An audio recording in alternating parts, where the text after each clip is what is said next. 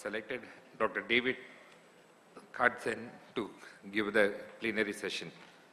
And I call upon Dr. David to come up to the stage and start his session. Thank you, and it's always a pleasure to come to ASICON. I want to thank particularly Dr. Gelada for, again, giving me one of the more confusing mandates for a plenary session that I've encountered, which is negotiating the last 90 of 90-90-90.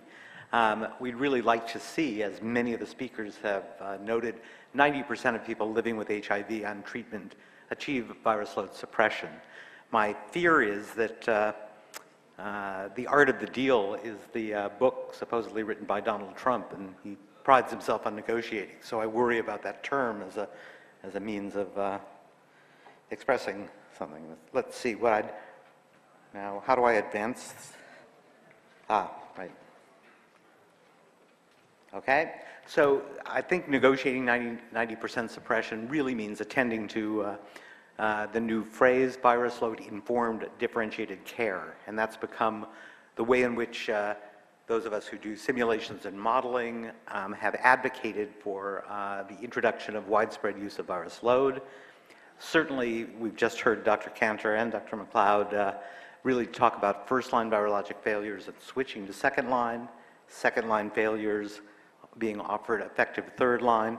And so I wanted to sort of tell you what I've been doing recently in Zimbabwe, which is certainly a very, very resource-constrained setting, to try and understand how we can achieve some of those goals.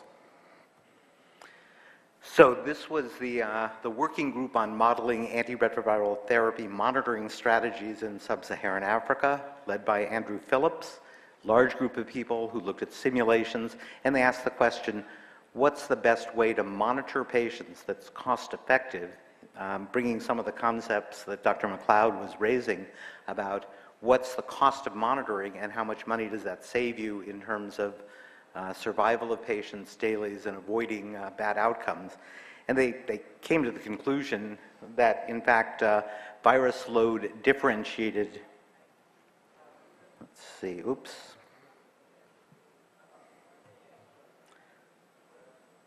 So, no. Sorry, I seem unable to get the arrow to appear, but that virus load differentiated care using dried blood spots really represents a very effective way to be able to manage patients. They suggested that if the virus load is greater than 1,000 copies per mil, then that could provide the impetus for an intervention. They didn't feel that CD4 counts were necessary in terms of virus load differentiated care. That's where they saw some of the cost savings occurring if you switch to that. And they basically advocated for monitoring strategies that used virus load. I tried to simplify this or make it a bit diagrammatic. No. Sorry, I still haven't gotten the trick of the arrow appearing, but this is the concept of prevention as treatment as prevention, in which virus load differentiated informed care really consists of simply getting a virus load assay every 12 months annually, that there probably isn't a reason to do more frequent testing, that I use the red triangles to indicate the eventuality of encountering greater than 1,000 copies per mil, the green being less than 1,000 copies per mil. The notion that you always need adherence counseling, community support, social media, many of the cues and reminders that we've been discussing in order to keep people on therapy, keep them adherent, and keep them involved with their own treatment goes without saying. This notion of repeating after 4 to 6 weeks of virologic failure a second in order to obtain a confirmed virologic failure. And Dr. Cantor quite accurately described the fact that 50% or more of patients will in fact suppress if you simply give the right sort of impetus for adherence. Now, some of this was worked out initially a few years ago in Uganda, where they tried using dried blood spot samples for virus load testing, for virus load monitoring, and EID in resource-limited settings. And this was in a very rural parts of Uganda, and all the little red dots on the map of Uganda represent EID hubs. And then they had the Riders for Health who were bringing drug and collecting dried blood spot samples, returning these to a central lab where a very high throughput QIAGEN Symphony, and using Cobas AmpliPrep, they were then able to process those dried blood spots, and in fact showed, and this is the lower left-hand corner, that in fact virus load is really preserved quite well in dried blood spots. So this negotiating virus load informed differentiated care really means virus load monitoring of ART, and that's where you have to ask some very fundamental questions about the structure of how you're going to do that. Is it central high throughput versus near or point of care testing? Does the absolute level of virus load make a difference? There are people who are very concerned that the 1,000 copy per mil WHO threshold that's suggested for virologic failure may be inadequate or inappropriate. And how is virus load information obtained, archived, and transmitted? And that involves information systems that really ensure encrypted patient information being safely transmitted. So is the greater than 1,000 copy per mil WHO threshold adequate and appropriate? And I just happened to be working on a paper with one of my fellows where we're looking at a number of patients in rural Zimbabwe who had, in fact, virus load measured with Roche 2.0 using an entire mil of plasma. So we were able to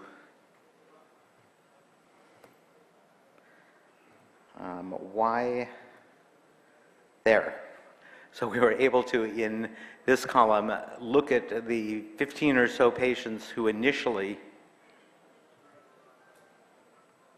do I have to have the menu there if I have the arrow? Apparently they don't seem to be independent. But this baseline virus load were 15 patients who had essentially had RNA copies greater than the lower limit of detection. We followed the same patients a year later on the same treatment, and hit escape. Thank you. Well, okay, so this, no. Sorry, once you've converted to Mac, it becomes very difficult to use these primitive IBMs. Sorry. Anyway, the last column tells us that essentially a low virus load measured in a patient living in a rural area on pretty poor regimens, because you'll notice these patients, some of whom are actually receiving D4, T3, TC, and nevirapine, which is still quite prevalent. In fact, no one took off, no one escaped. There's no reason to worry about these low virus loads in terms of public health monitoring. So I think we're quite safe with the 1,000 copy limitation.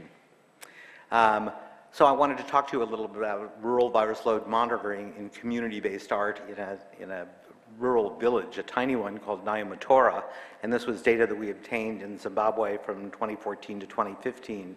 Virus load measurements in plasma were in fact obtained. We also made dried blood spots, and we were sort of trying to make sure that the dried blood spots would give us accurate information about the Roche virologic monitoring.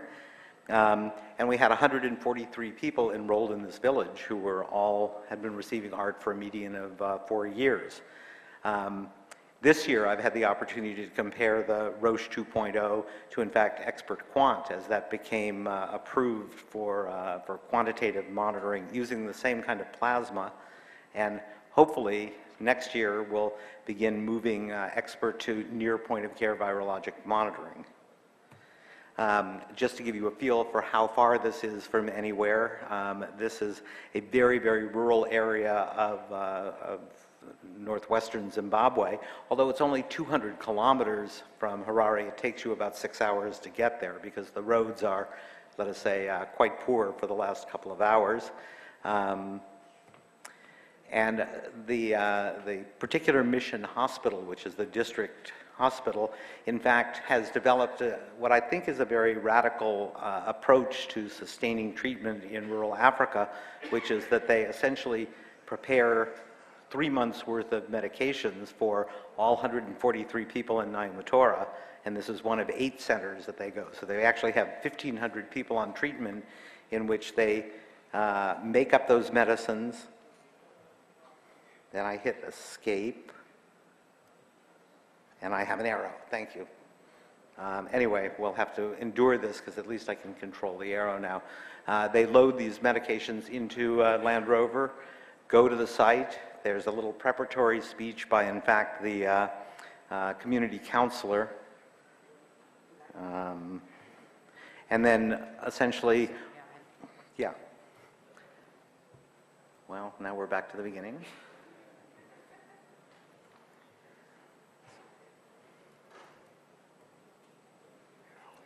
Yeah, now I'd like to see the show and be able to control the arrow with my finger.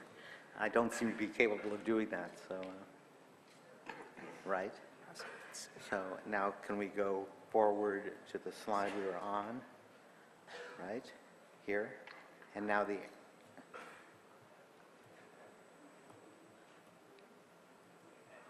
yeah, why can't we have the arrow? So it's a picture, so it's a picture. Yeah. It's an image. You can't have that arrow. I'm sorry. Anyway, so the technology of IBM arrows seem to be beyond me, but needless to say, there's really an extraordinary ritual of essentially bringing drugs to the people, and HIV treatment becomes a public event. This has remarkable effects on these communities in that essentially much of the stigma which we're concerned about, much of the fear that your neighbor is going to know your status completely dissolves because, in fact, the community actually receives their treatment all at one time together. And so this population had been on ART for a median of 4.5 years, and we did Roche virus load, CD4 Partec measurements at 3 visits to Nyamatora over an 18-month period of time. We drew blood and, in fact, brought it back to Harare, where we were in a central lab. We did Roche virus load testing. I hope next year to begin replacing that by doing expert virus load testing at a local laboratory. But I embarked on this because I was sure that this wasn't going to work. These people were essentially unmonitored for up to 7 years. There had been no virus load monitoring and only sparse CD4 monitoring. So I was very surprised that the virologic suppression rate was 96% in this rural area. In fact, only 3 of 118 adults had virologic failure, but it was clear that there was a problem with children, 3 of 17, or 18% of the children. So they made up, in fact, the majority of those who were failing.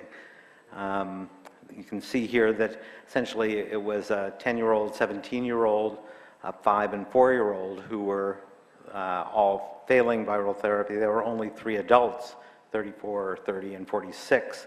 The regimens that they were taking were certainly not very sophisticated. And in fact, the mutations that they eventually had when we sequenced them were certainly the type that we would want to look for with a PANDA or other point mutation assay. So I really came away from this feeling that those at highest risk, the key population that we needed to focus on, particularly in rural area, were children and adolescents, and that they're the most vulnerable population for virologic failure and drug resistance. And this dovetails very nicely with work that we've been doing in Harare. This is Tariro Makazange, my colleague at Harvard and at the University of Zimbabwe, who produced a very nice look at clinical virologic immunologic outcomes and drug resistance patterns in children and adolescents in urban Zimbabwe. And it was very clear that the failure rates when among 600 children and adolescents were much, much higher than we were seeing with adults. And in fact, they were worse in older adolescents, so that these were clearly people who had difficulty taking drug and remaining adherent. The drug resistance mutations in children and adolescents were not wildly different from those that we see in adults. but it posed that problem of distinguishing non-adherence and wild-type virus from, in fact, failure with resistance. And this has been seen consistently around the world. This is Paula Vaz from the Fundación Ariel Glazer for Pediatric AIDS Foundation in Mozambique, who presented this very nice view of resistance in children and at their very high levels.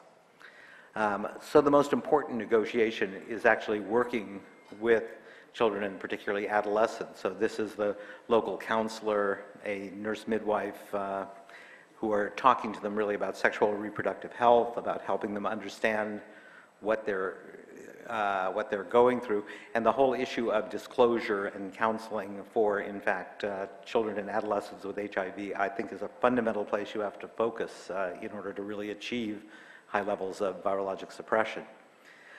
The other issue that we've touched upon, which I think is really important, is switching to second line. And I'm going to try and point out some things on this graph with a certain amount of trepidation. Now if I hit escape, no, it goes away. Okay. Anyway, suffice it to say, so how do we get rid of the menu and retain the arrow? Just double press it.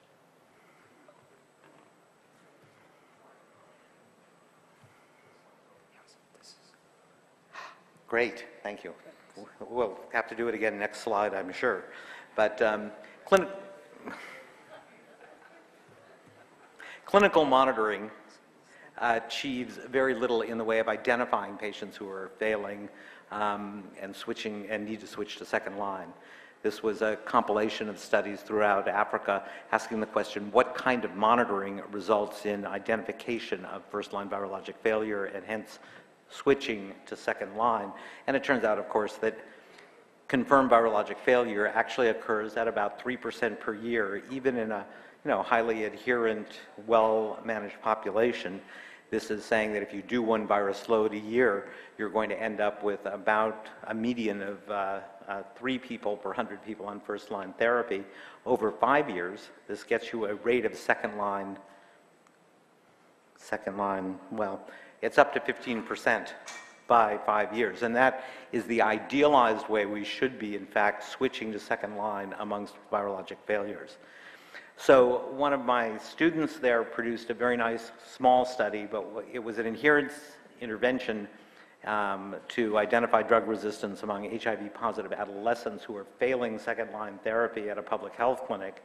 Tariro Chawana presented this in South Africa at the International AIDS Society, and suffice it to say that she compared the standard of care, which is essentially self-administered treatment with adherence counseling at the clinic, to what was called MDART, which was a modified directly observed therapy in which actually a community counselor came to the house 5 days a week to directly observe therapy, look at the family situation, talk. It was essentially a very intensive adherence intervention, including SMS texts on the weekends when, in fact, we couldn't employ a community worker to go to the house. And what happened was, in fact, there was a major increase in suppression of very small numbers, I'll warrant you, but we went from 18 people who had virologic failure to only 9. There was a 50% rate of resuppression, essentially, with an aggressive with an aggressive adherence counseling methodology, as opposed to only 2 out of 15. So if you work very hard with adolescents failing second-line therapy, you can get many of them resuppressed just by making sure they take drug. There were fascinating pieces of information about what kind of PI mutations occurred. The PI being used here was atazanavir-ritonavir, and in fact we had 2 people with documented high-level atazanavir resistance, but everybody, or 80%, had very high-level NNRTI resistance, which is typical for second-line failures, and why it is that they carry these NNRTI resistance mutations for 2, 3, 4 years after they have gone off of first-line therapy is really one of the things we have to understand in order to craft adequate treatment for these people. The second study in Zimbabwe, which I'll just go through quickly, was genotyping 86 second-line failures who were referred to a clinic, which was in fact a national reference center for this. And my job was to help them develop low-cost genotyping. So we have actually been able to get genotyping very similar to that which is performed at YRG for about $100 for a full genotype. But the people who are failing people with HIV and AIDS on second line atazanavir or ritonavir were referred for virologic failure and consideration of third line. The fact that the median age was 20 tells us that this is, again, a problem with adolescents and with children. Half of them were women, actually girls, 55% were unmarried. So these are young people who are in fact have been probably infected at birth, have managed to survive into childhood, have gotten treatment, now are on second line and are failing. The median CD4 count was 201. They were pretty viremic with a median RNA copies of 53,000, and they had been on ARTs for 7.7 years, 4 years on first line, 2.5 years on second line. So these are the very experienced patients where I think genotyping is going to be helpful. And these are the kind of virologic kind of mutations that occurred. As we can see, many had TAMs in answer to the concern expressed last time, high levels of NNRTI mutations, but only half of them had any PI mutations. So again, this is typical of second-line failures. When you look at genotypic susceptibility to determine a third-line regimen, you in fact can identify darunavir as the drug you want to be using.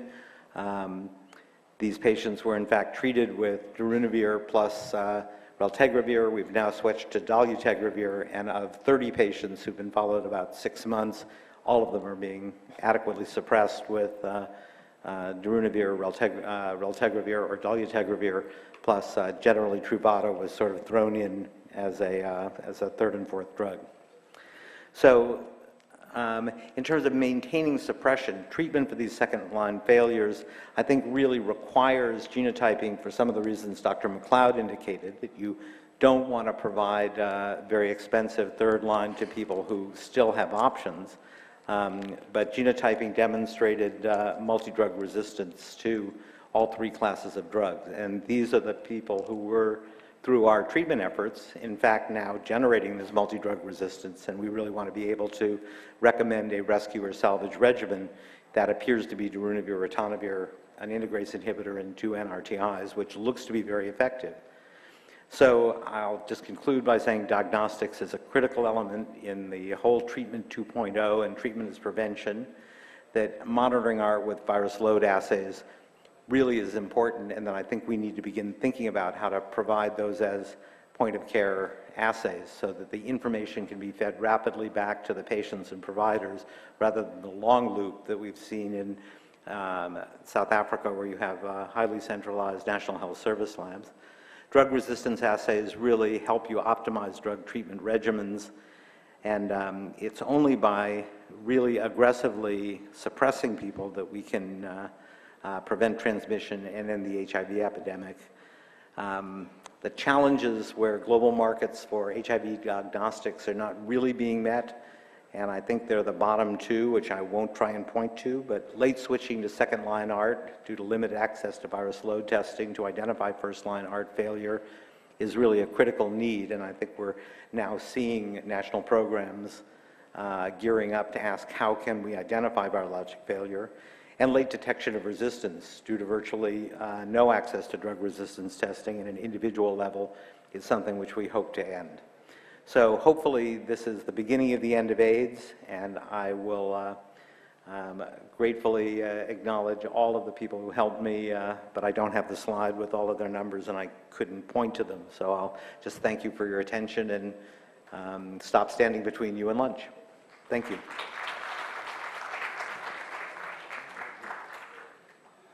Thank you, David.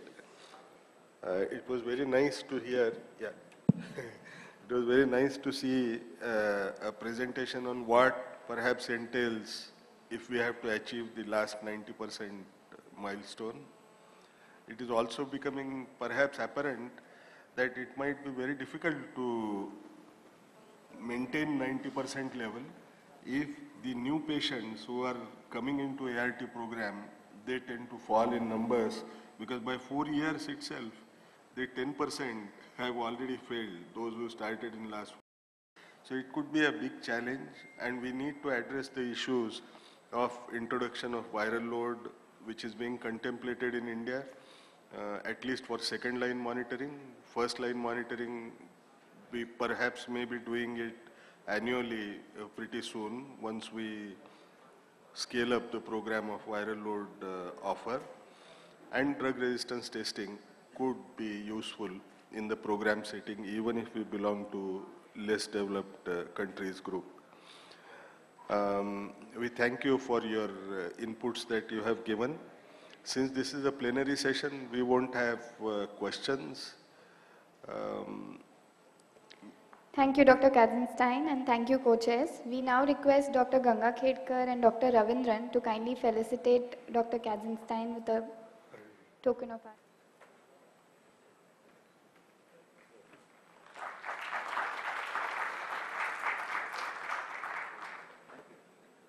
Thank you, everyone.